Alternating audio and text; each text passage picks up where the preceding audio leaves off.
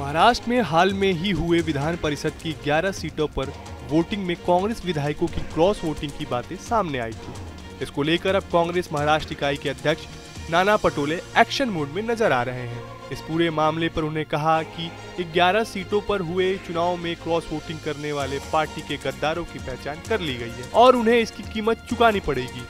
पटोले ने शनिवार को दावा किया कि इन्हीं गद्दारों ने 2 साल पहले विधान परिषद चुनाव में कांग्रेस नेता चंद्रकांत हंडोरे की हार सुनिश्चित की थी।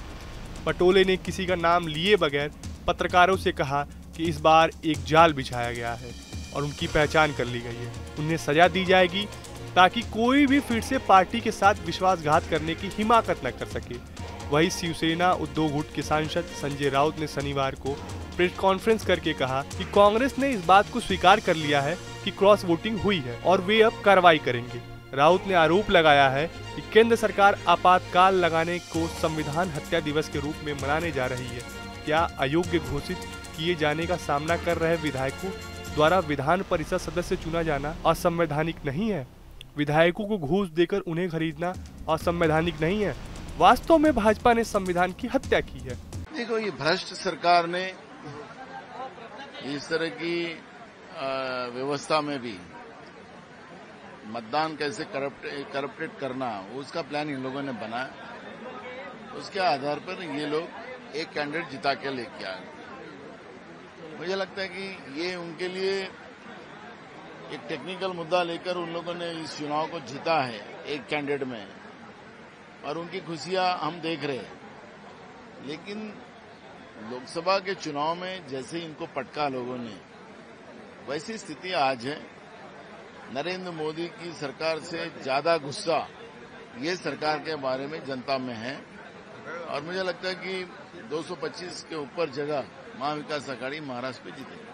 कहीं न कहीं शरद पवार ग्रुप दावा कर रहा था कि उनका कैंडिडेट चुन के आएगा, लेकिन कहीं न कहीं अजित दादा का ही कैंडिडेट आ गया। उसके बताया हमारे तीनों कैंडिडेट चुन के आ सकते थे, लेकिन हुआ है टेक्निकल प्रॉब्लम।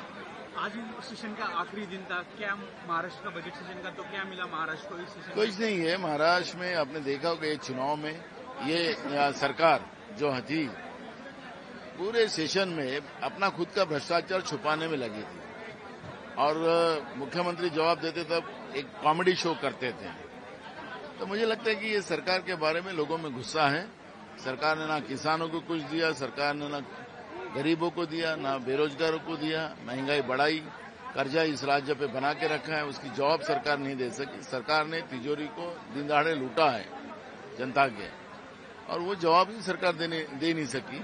और सरकार भारतीय जनता पार्टी, शिवसेना और राष्ट्रवादी कांग्रेस पार्टी के सत्ताधारी महायुति गठबंधन ने भारतीय जनता पार्टी, शिवसेना और राष्ट्रवादी कांग्रेस पार्टी के सत्ताधारी महायुति गठबंधन ने शुक्रवार को राज्य विधान परिषद की 11 में से सभी 9 सीटें जीत ली हैं, जिस पर चुनाव लड़ा था। शरद पवार की अगुवाई वाली राकपा शरद चंद्र पवार द्वारा समर्थित एक उम्मीदवार की हार के कारण विपक्षी महाविकास आघाड़ी को इस चुनाव में झटका लगा है।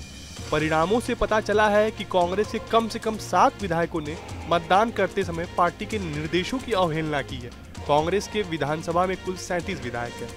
कांग्रेस सूत्रों ने पहले बताया था कि पार्टी ने अपनी उम्मीदवार प्रज्ञा सातव के लिए 30 प्रथम वरीयता मतों का कोटा तय किया था और शेष 7 वोट सहयोगी पार्टी शिवसेना उद्धव ठाकरे के उम्मीदवार मिलिंद नारवरकर को मिलने थे। प्रज्ञा सातव को 25, नारवरकर को 22 प्रथम वरीयता के वोट मिले, जिसका मतलब ये है कि कम से कम 7 कांग्रेस विधायकों ने क्रॉस वोटिंग की है। राकपा द्वारा समर्पित पीजेंट एंड वर्कर्स पार्टी के अध्यक्ष जयंत पाटिल चुनाव हार गए हैं। आपको हमारा ये वीडियो कैसा लगा, हमें कमेंट बॉक्स में जरूर बताएं। देश दुनिया की तमाम और यूपी उत्तराखंड की हर छोटी बड़ी खबर के लिए न्यूज स्टेट चैनल को सब्सक्राइब करना ना भूलें।